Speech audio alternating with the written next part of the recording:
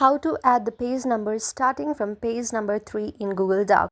Hello everyone, my name is Smile, and in this video I'm going to show you how you can add the page number from any page that you want to.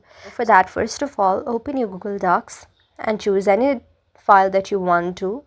Now what you need to do is tap on this furry edit option, place your cursor to that page where you want your page number to be start from. After placing the cursor on the certain page you want your page to start from, now go to the plus icon, scroll down and then tap on the page break. After you tap on the page break here, now you can simply again tap on the plus icon and go down and tap on the page number option.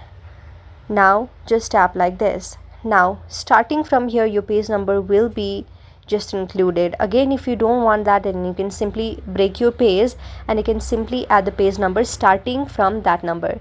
Make sure that your cursor is placed on the right place. So doing this, you can simply solve your problem. Hope you like the video, and if you like the video, then please do hit the thumbs up and subscribe button, and also comment in the comment section below. Thank you for watching.